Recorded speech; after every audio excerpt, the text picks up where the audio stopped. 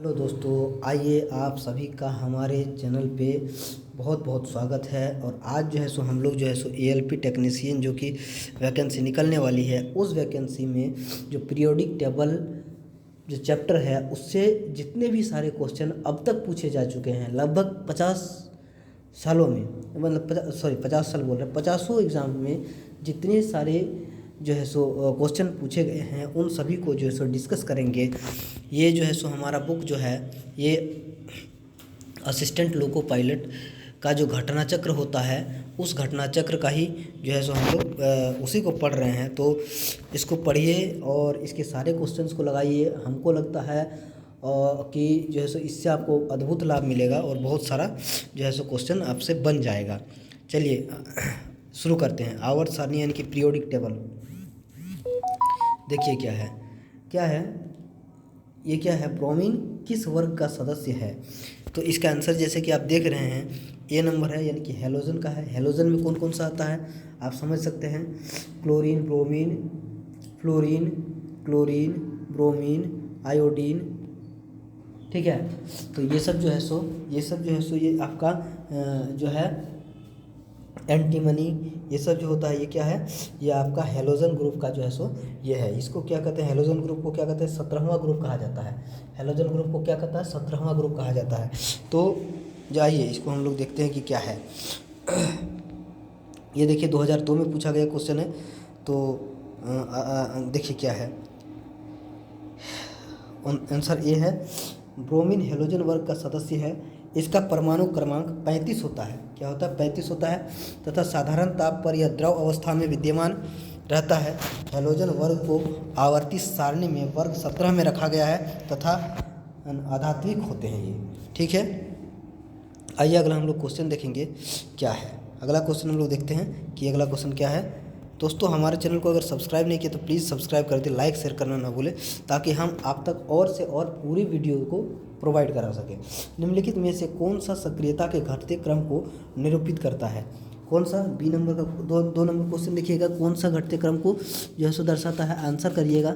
इसका आंसर जो है आपका हो जाएगा ए नंबर हो जाएगा। क्या हो जाएगा, फ्लोरीन, क्लोरीन, ब्रोमीन, आयोडीन। ये क्या है, घटते क्रम को दर्शाता है। सबसे ज़्यादा जो है होता है सक्रियता में कौन होता है, फ्लोरीन होता है, ठीक है। उसके बाद क्लोरीन, उसके बाद ब्रोमीन, उसके बाद आयोडीन होता है। तो ये समझ में आ गया होगा, ए आंसर हो जाएगा। आइए इसका एक्सप्लेनेशन देखते हैं। ये 2002 में पूछा गया है एएलपी में। देखिए 17वां ग्रुप का है, याद रखिएगा। तो क्या है, आवर्त सारणी में वर्ग 17 हेलोजन वर्ग कहा जाता है। इसमें फ्लोरीन, ब्रोमीन, क्लोरीन, आयोडीन तथा एस्टाटीन ये शामिल होते हैं। सक्रियता के घटते क्रम में व्यवस्थित करने पर ये निम्न क्रम में होते हैं, यानी कि फ्लोरीन, क्लोरीन, ब्रोमीन, आयोडीन, ठीक है। तो देखिए इसमें एक हम लोगों ने ये ट्रिक जो बनाया था, 4 मतलब फ्लोरीन, CBI, सी से आप समझ लीजिएगा Cl मतलब क्लोरीन हो जाएगा और ब्रोमीन हो जाएगा या आयोडीन। ऐसे तो याद रहता है सभी को, फिर भी ये किसी ने बनाया था तो वो आपको बता दिया। चलिए आइए अगला हम लोग क्वेश्चन देखते हैं क्या है।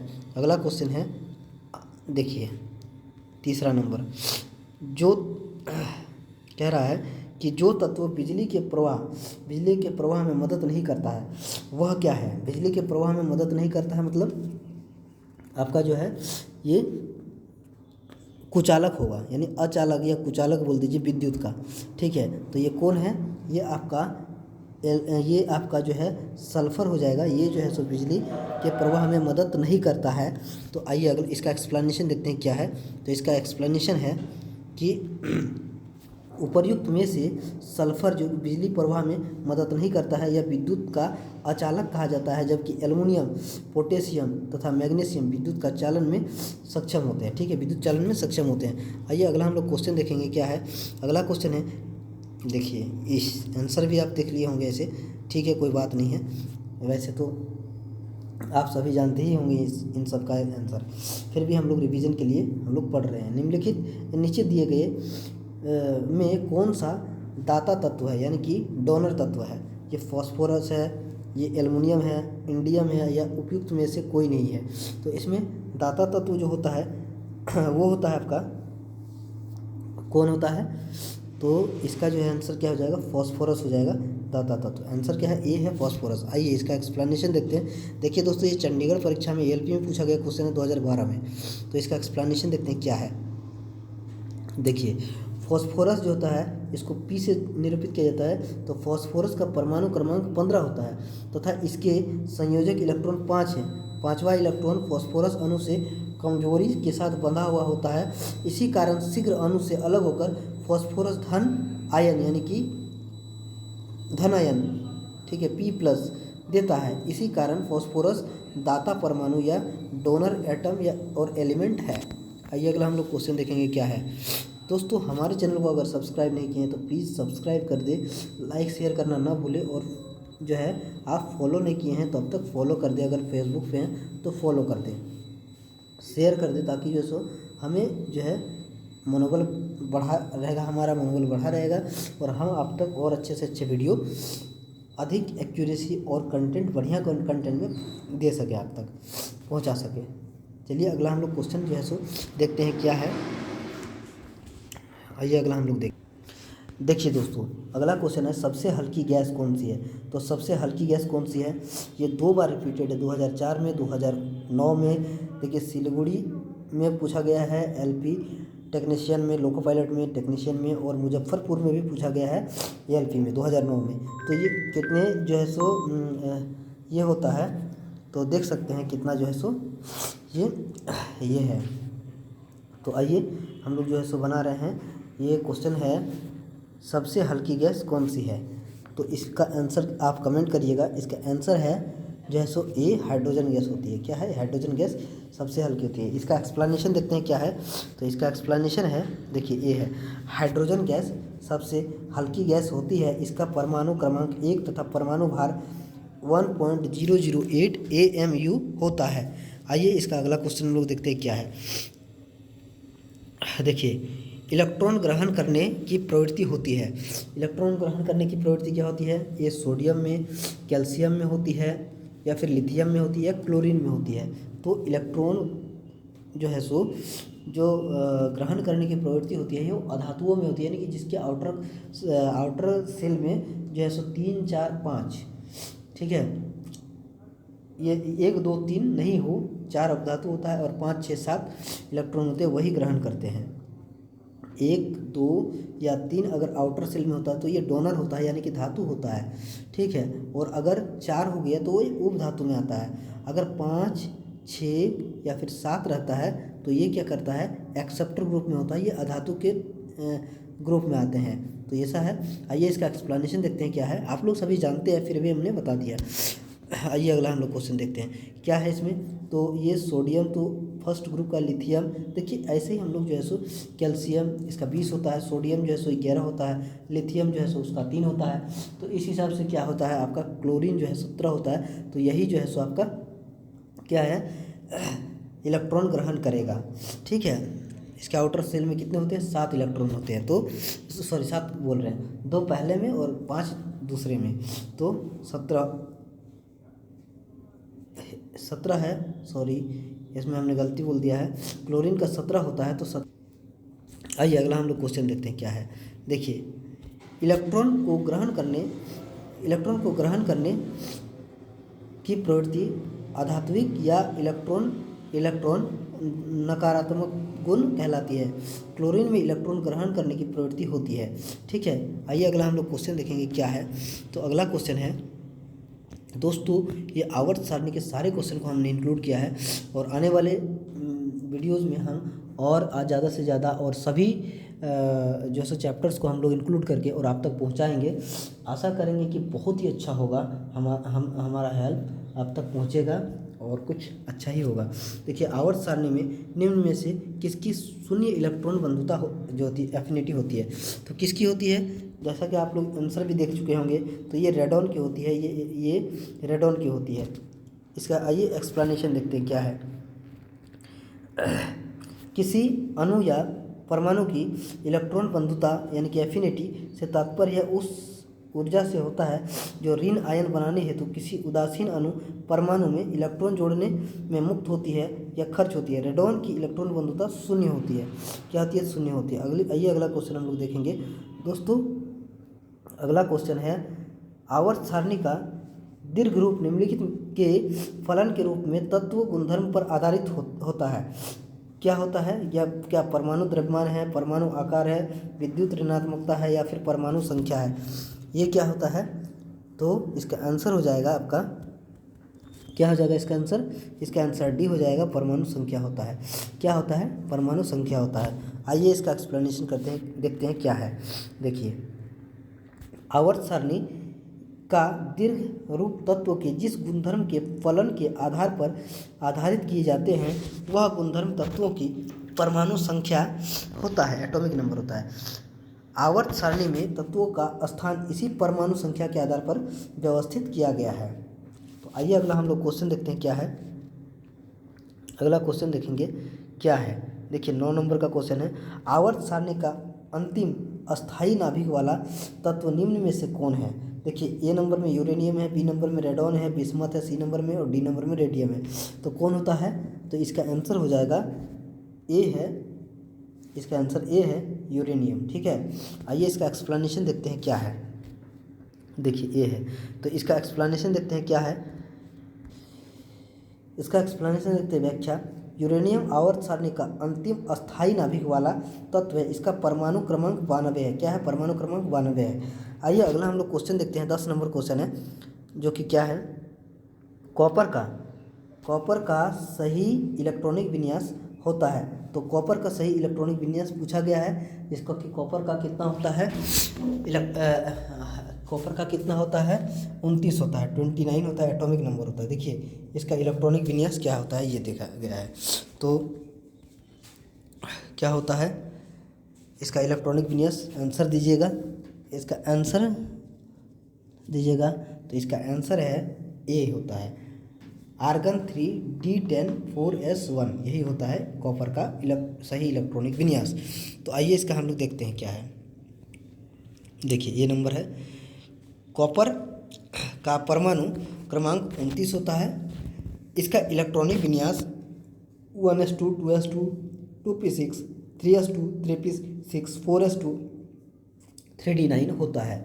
ठीक है, अधिक स्थायित्व प्राप्त करने के लिए 4s कोष एक इलेक्ट्रॉन 3d में कोष में स्थानांतरित होता है। अतः कॉपर का सही इलेक्ट्रॉनिक विन्यास क्या होता है? तो ये होता है 1s2, जो कि यहाँ पे भी है, 2s2 2s2 2p6 2p6 3s2 3s2 3p6 3p6 4s2 4s1।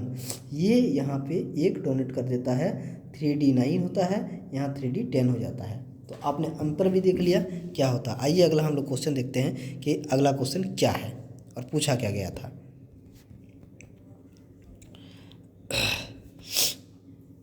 ये दोस्तों हमारे चैनल में कैसा आपको लग रहा है पढ़ के, और हमें कौन कौन सी बुक का जो है सो हमें लाना चाहिए वीडियोज़, वो आप बताएंगे तो हम उसको अवेलेबल करा देंगे।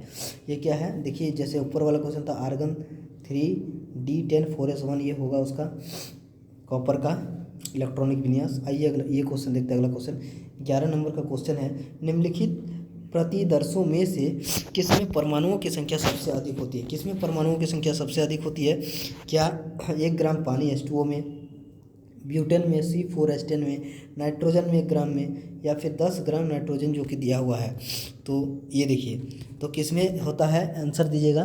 तो इसका आंसर है बी नंबर, यानी कि बी नंबर होता है, किसमें होता है कि 1 ग्राम ब्यूटेन में होता है परमाणुओं की संख्या सबसे अधिक। ठीक है, ये देखिए, चलिए इसका एक्सप्लेनेशन देखते हैं क्या है। बी नंबर देखिए, 1 ग्राम ब्यूटेन में परमाणुओं की संख्या दिए गए प्रतिदर्शों में से सबसे अधिक 14 है ना, 4 कार्बन के साथ 10 हाइड्रोजन तथा 10 हाइड्रोजन के, समझ में आ रहा है? माफ कीजिएगा, हैं। तो इसका आंसर क्या हो जाएगा? इसका बी आंसर हो जाएगा। आइए अगला हम लोग क्वेश्चन देखते हैं क्या है। देखिए हाइड्रोजन नाभिक की बंधन ऊर्जा होती है। हाइड्रोजन नाभिक की बंधन ऊर्जा क्या होती है? तो ये क्या शून्य होती है, अनंत होती है, 13.6 इलेक्ट्रॉन वोल्ट होती है, या इनमें से कोई नहीं होती है? ये 2001 का है, पूछा गया, ALP में पूछा हुआ है। तो इसमें क्या होती है? हाइड्रोजन नाभिक की बंधन ऊर्जा होती है, क्या होती है? इसका आंसर है आपका सी होता है, यानी कि 13.6 इलेक्ट्रॉन वोल्ट होती है। तो आइए इसका जो है एक्सप्लेनेशन देखते हैं क्या है। देखिए सी आती है, इसका एक्सप्लेनेशन है नाभिक की बंधन ऊर्जा से तात्पर्य इलेक्ट्रॉन को नाभिक से बंधे रखने के लिए आवश्यक ऊर्जा से है। हाइड्रोजन में केवल एक इलेक्ट्रॉन होता है जो 13.6 इलेक्ट्रॉन वोल्ट नाभिक बंधन ऊर्जा से बंधा रहता है। तो ये क्वेश्चन पूछा गया था ALP 2001 में मुंबई के द्वारा। तो इसे जो है सो बार बार जो है सो पढ़ना जरूरी है ताकि आपको याद हो जाए और आपका जो है सो टाइम जो है सो बच पाए वहाँ पे और जल्दी से जल्दी आप आंसर दे पाएँ। अगला क्वेश्चन देखते हैं क्या है। देखिए 13 नंबर का है क्वेश्चन है कि किसी रेडियो सक्रिय वस्तु देखिए क्या है, किसी रेडियो सक्रिय वस्तु से उत्सर्जित अल्फा किरणें हैं। क्या है, हाइड्रोजन नाभिक या ऋणात्मक रूप से आवेशित कण, हीलियम नाभिक या न्यूट्रॉन होता है। तो रेडियो सक्रिय से क्या होता है, कौन सा है आंसर इसका आंसर है सी, क्या है, हीलियम नाभिक। तो आइए इसका एक्सप्लेनेशन देखते हैं क्या है। एक्सप्लेनेशन है अल्फा किरणें या कण जो रेडियो सक्रिय वस्तु से उत्सर्जित होती है हीलियम नाभिक अर्थात धन आवेशित, यानी कि 2 प्रोटॉन होती है, धन आवेशित होती है। तो समझ में आ गया होगा इसका क्या है आंसर।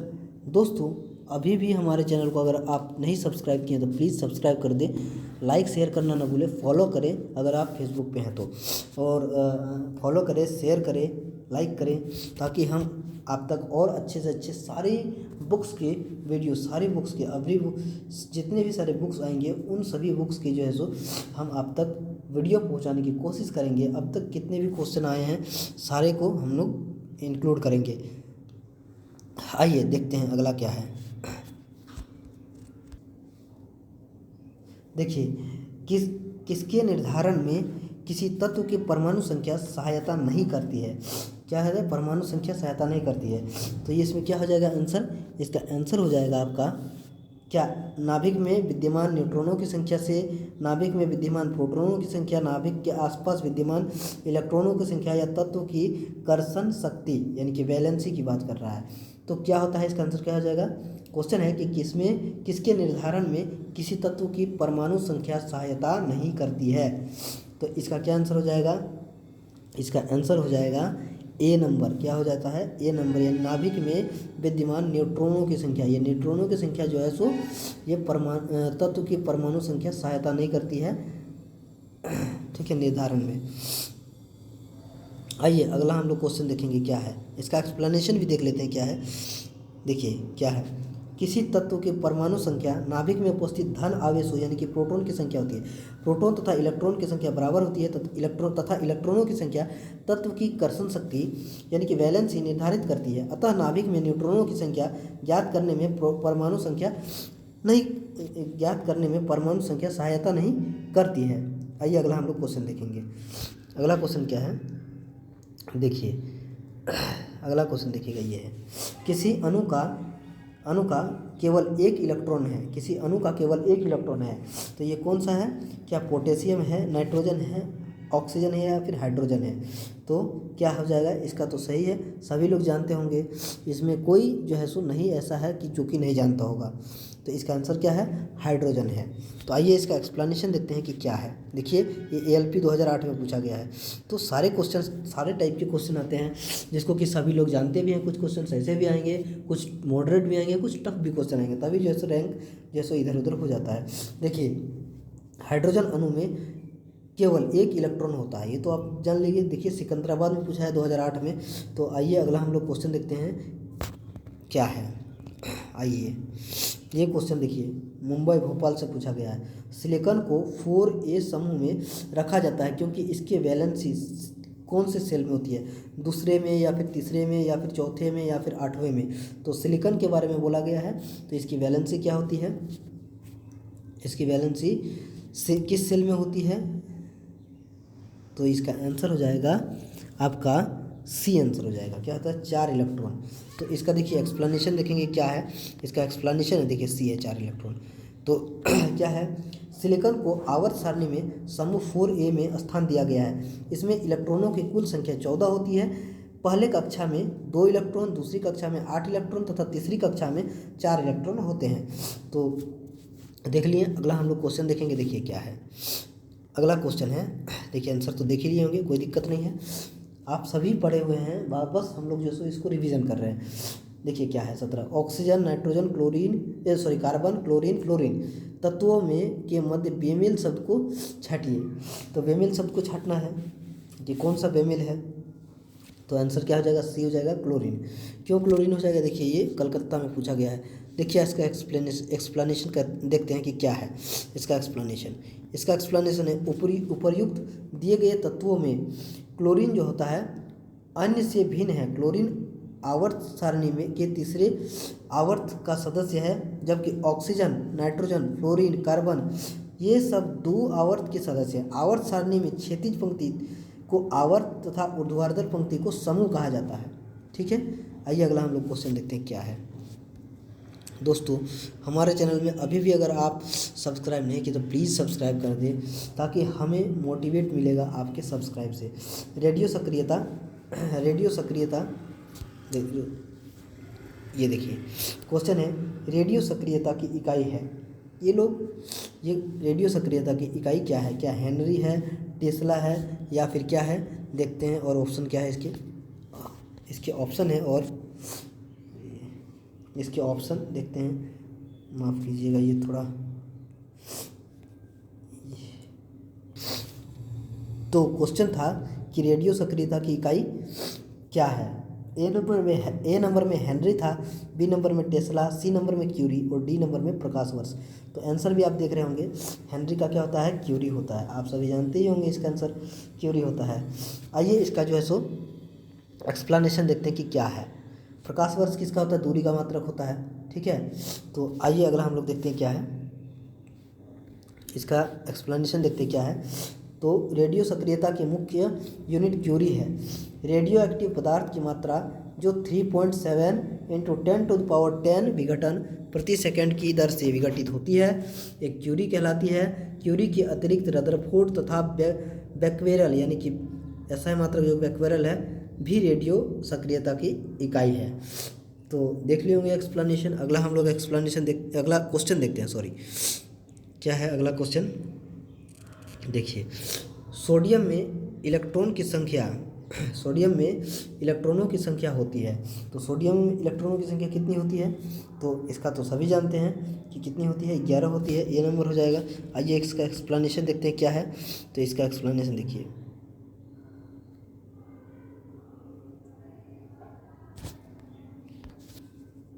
दोस्तों हमने कहा कि सोडियम में इलेक्ट्रॉनों की संख्या कितनी होती है। तो ये कन्फ्यूज़न वाला क्वेश्चन था, इसीलिए हमने ये सोडियम कहा। सोडियम में एक्चुअली कितना होता है, तो सोडियम में 11 होता है। लेकिन अगर सोडियम प्लस की बात करते हैं तो वो प्लस कब होगा, एक इलेक्ट्रॉन जब डोनेट करता है। तो जब एक इलेक्ट्रॉन डोनेट कर देगा 11 में से, तो इसका आंसर क्या हो जाएगा, बी, यानी कि 10। तो Na+ में इलेक्ट्रॉनों की संख्या कितनी होती है, तो 10 होती है। इसका एक्सप्लेनेशन देखिए क्या है। इसका एक्सप्लेनेशन ये है कि सोडियम का परमाणु क्रमांक 11 है, अतः सोडियम के एक परमाणु में इलेक्ट्रॉन और प्रोटॉन की संख्या 11 हुई। इलेक्ट्रॉन पर 1 यूनिट ऋण आवेश तथा प्रोटॉन पर 1 यूनिट धन आवेश होता है। जब सोडियम के परमाणु जो होता है में से एक इलेक्ट्रॉन 1 यूनिट ऋण आवेश निकल जाता है, तो वह धन आवेशित हो जाता है। इसका जो है सो यहाँ पे क्या दिया है, इसका रिएक्शन भी दिया है, माफ़ कीजिएगा, रिएक्शन भी दिया हुआ है, जो कि इस तरह से है। सोडियम जो है सोडियम प्लस बनेगा 1 इलेक्ट्रॉन जो है सो डोनेट करके। ठीक है, अतः सोडियम प्लस में इलेक्ट्रॉनों की संख्या कितनी होगी, 10 होगी। आइए अगला हम लोग क्वेश्चन देखेंगे क्या है। अगला क्वेश्चन है, निम्नलिखित में से किसकी वेदन क्षमता अधिक है। तो निम्नलिखित में से किसकी वेदन क्षमता अधिक होती है, तो ये क्वेश्चन माफ़ कीजिएगा, तबीयत ख़राब होने के चलते वीडियो की आवाज़ में जैसे कुछ दिक्कत हो सकती है। आशा करेंगे तबीयत सही होगा तो और आने वाले वीडियो अच्छे से बनेंगे। तो निम्नलिखित में से किसकी वेदन क्षमता अधिक होती है, तो वेदन क्षमता किसकी अधिक होती है, तो इसका आंसर हो जाएगा आपका सी, यानी कि गामा किरणों की। ठीक है, आइए इसका एक्सप्लेनेशन देखते हैं क्या है। रेडियो एक्टिव किरणों में गामा किरणों की वेधन क्षमता सर्वाधिक होती है, जो 100 सेंटीमीटर मोटी एल्युमिनियम की चादर को वेध सकती है। इसके बाद बीटा किरणें यानी कि 0.2 सेंटीमीटर मोटी एवन चादर तथा अल्फा किरणें जो 0.002 सेंटीमीटर मोटी एवन चादर आती है। आइए अगला हम लोग क्वेश्चन देखेंगे क्या है। अगला क्वेश्चन है, एक रेडियो सक्रिय तत्व का अर्ध आयु 1 घंटा है। 2 घंटों में कितने भिन्न क्षय होगा। तो इसका आंसर क्या हो जाएगा, इसका आंसर हो जाएगा बी नंबर, क्या हो जाएगा 3/4। तो देखिए आंसर है, एक्सप्लेनेशन करते हैं इसका क्या है, देखते हैं एक्सप्लेनेशन क्या है। देखिए बी नंबर हो गया 3/4, यानी कि किसी रेडियोएक्टिव पदार्थ की अर्ध आयु वह समय होता है जिसमें उस रेडियोएक्टिव पदार्थ के किसी नमूने की आधी मात्रा विघटित हो जाती है। इसे T½ संकेत से प्रदर्शित किया जाता है।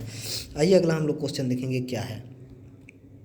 अगला देखिए इसमें है, रेडियोएक्टिव पदार्थ प्रथम अर्ध आयु बीतने पर आधा, 2 अर्ध आयु बीतने पर 1/4, 3 अर्ध आयु बीतने पर 1/8 तथा n अर्ध आयु बीतने पर ½ आधा के पावर में n है ना शेष रह जाता है। अतः 1 घंटा अर्ध आयु वाला रेडियोएक्टिव पदार्थ 2 घंटे में 1/4 भाग शेष रह जाएगा। कितना रह जाएगा, 1/4 भाग शेष रह जाएगा 2 घंटे में। तो आंसर आप देख चुके होंगे। आइए अगला हम लोग क्वेश्चन देखते हैं क्या है। तो 2 घंटे में जो है सो 6 भाग कितना हो जाएगा, 1 - 1/4 यानी कि 3/4 हो जाएगा। आइए अगला हम लोग क्वेश्चन देखेंगे क्या है। तो ये इसका आंसर है। अगला हम लोग क्वेश्चन देखेंगे, देखिए क्या है।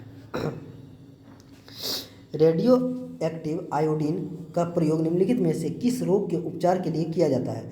तो किस रोग के उपचार के लिए किया जाता है रेडियो एक्टिव का, ये आप में से बहुत लोग जानते होंगे इसका आंसर। तो इसका क्या हो जाता है, थायराइड के लिए किया जाता है। किसके लिए, थायराइड के लिए, यानी कि डी आंसर हो जाएगा। आइए इसका एक्सप्लेनेशन देखते हैं क्या है। एक्सप्लेनेशन है, देखिए थायराइड के लिए है। रेडियोएक्टिव आयोडीन का प्रयोग थायराइड से संबंधित रोग का उपचार करने में प्रयुक्त किया जाता है। विशेषतः यह थायराइड कैंसर के इस्तेमाल होता है। आयोडीन थायराइड ग्रंथि के समुचित विकास के लिए आवश्यक होती है। आइए अगला हम लोग क्वेश्चन देखेंगे क्या है। क्वेश्चन है कि किसी रेडियो सक्रिय वस्तु से उत्सर्जित अल्फा किरणें हैं। कौन सी किरणें हैं, क्या हाइड्रोजन नाभिक है, या बी नंबर में है ऋणात्मक रूप से आवेशित कण है, सी नंबर में हीलियम नाभिक है, या फिर ड्यूट्रॉन है डी नंबर में। तो इसका क्या आंसर हो जाएगा, इसका आंसर हो जाएगा सी हीलियम नाभिक है। क्या है, सी हीलियम नाभिक है। आइए अगला हम लोग क्वेश्चन देखेंगे क्या है। देखिए इसका एक्सप्लेनेशन भी देख लेते हैं क्या है। अल्फा किरणें धनावेशित अल्फा कणों से बनी होती है तथा इन पर 2 यूनिट धनावेश होता है। इस किरणों का द्रव्यमान हीलियम परमाणु के नाभिक के द्रव्यमान के बराबर होता है। अतः अल्फा कण हीलियम परमाणु का नाभिक होता है और इसे हीलियम पे इस तरह से लिखा जाता है। हीलियम पे जो है बेस में 2 रहेगा और 4 इसका ये एटॉमिक, ये 2 क्या है, हीलियम का एटॉमिक नंबर है, 4 एटॉमिक वेट। तो इस तरह से लिखा जाता है, यानी कि अल्फा पे पावर 2 और 4 ये प्रदर्शित करते हैं। आइए अगला हम लोग क्वेश्चन देखेंगे क्या है। तो रेडियो सक्रिय पदार्थ द्वारा उत्सर्जित बीटा किरणों में होता है। क्या होता है बीटा किरणों में, तो विद्युत चुम्बकीय विकिरण होता है, या फिर न्यूक्लियस के चारों ओर चक्कर लगाता इलेक्ट्रॉन, न्यूक्लियस द्वारा उत्सर्जित आवेशित कण, या फिर उदासीन कण। क्या होता है, तो इसका आंसर हो जाएगा न्यूक्लियस द्वारा उत्सर्जित आवेशित कण होता है। ठीक है, आवेशित उत्सर्जित कण होता है। तो इसका आंसर क्या हो जाएगा, सी हो जाएगा। ये 2014 में पूछा गया है। आइए हम लोग इसका एक्सप्लेनेशन देखते हैं क्या है। तो रेडियो सक्रिय पदार्थ द्वारा उत्सर्जित किरणों में बीटा किरणें ऋणावेशित बीटा कणों से बनी होती है। इन बीटा कणों अर्थात इलेक्ट्रॉन पर 1 यूनिट ऋणावेश होता है। बीटा कण को इस तरह से, यानी कि बीटा बेस पे 0 और 1 से प्रदर्शित करते हैं। ज्ञात हो कि गामा किरणें उदासीन होती है। गामा किरणें क्या होती है, उदासीन होती है। दोस्तों हमारे चैनल को अगर फॉलो नहीं किया है, अगर फेसबुक पे है तो फॉलो कर दीजिए सब्सक्राइब कर दीजिए, अगर यूट्यूब पे है तो सब्सक्राइब कर दीजिए और लाइक शेयर न करना ना भूलें, ताकि हम जो है सो आप तक और से और अच्छे से अच्छे कंटेंट में जो है सो ये आप तक पहुंचा पाएंगे। सारे बुक्स को हम लोग देखेंगे एक एक करके बारी बारी से। तो आप देखिए हमारे और सारे वीडियोज़ को भी देखें, आशा करेंगे आप लोग को अच्छा लग रहा होगा और आप वीडियो में कंटिन्यू बने रहेंगे। देखिए अगला हम लोग क्वेश्चन देखते हैं क्या है। देखिए क्या है, प्रतिकण यानी कि एंटी पार्टिकल की उपस्थिति की सैद्धांतिक रूप से प्रतिपादित किया। किसने किया? तो आंसर भी देख रहे हैं, नील्स बोर ने किया, अब्दुल कलाम ने किया, जॉन डॉल्टन ने किया, P.A.M. डिरॉक ने किया। तो किसने किया सैद्धांतिक रूप से प्रतिपादन जो एंटी पार्टिकल का किया था, वो कौन थे? P.A.M. डिरॉक यानी कि पॉल एडिन मॉरिस डिरॉक इसका नाम था। 2010 में पूछा गया क्वेश्चन है। आइए इसको हम लोग देखते हैं कि कैसा पूछा गया है क्वेश्चन। तो इसका एक्सप्लेनेशन देखते हैं क्या है। देखिए पॉल एड्रिन मॉरिस डिरॉक जो है, इन्हें इंग्लिश भौतिकविद थे जिन्होंने प्रतिकण एंटी पार्टिकल की उपस्थिति को सैद्धांतिक रूप से प्रतिपादित किया था। इन्होंने पॉजिट्रॉन की खोज की थी, जो केवल जो इलेक्ट्रॉन का प्रतिकण होता है। आइए अगला क्वेश्चन देखते हैं क्या है।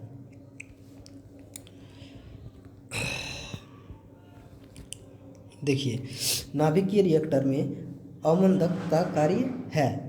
क्या है? नाभिकीय रिएक्टर में अवमंदक का क्या कार्य है? तो क्या न्यूट्रॉनों का अवशोषण, न्यूट्रॉनों की गति को बढ़ाना, अभिक्रिया को उत्प्रेरित करना या न्यूट्रॉनों की गति को धीमा करता है। ये क्या होता है? इसका है न्यूट्रॉनों की गति को धीमा करता है, यही इसका आंसर है। आइए इसका एक्सप्लेनेशन देखते हैं क्या है। देखिए नाभिक रिएक्टर में अवमंदक यानी कि मॉडरेटर का कार्य न्यूट्रॉनों की गति का धीमा करना होता है। मंदक के रूप में भारी जल यानी ड्यूटेरियम ऑक्साइड D2O, ग्रेफाइट इत्यादि का प्रयोग किया जाता है। न्यूक्लियर रिएक्टर में कैडमियम की छड़ें नियंत्रक यानी कि कंट्रोलर तथा वायु या जल शीतलक के रूप में प्रयोग किया जाता है। आइए अगला हम लोग क्वेश्चन देखेंगे क्या है। अगला क्वेश्चन है कि जीवाश्मों यानी कि फॉसिल्स की आयु निर्धारित करने के लिए किस तकनीक का प्रयोग करते हैं।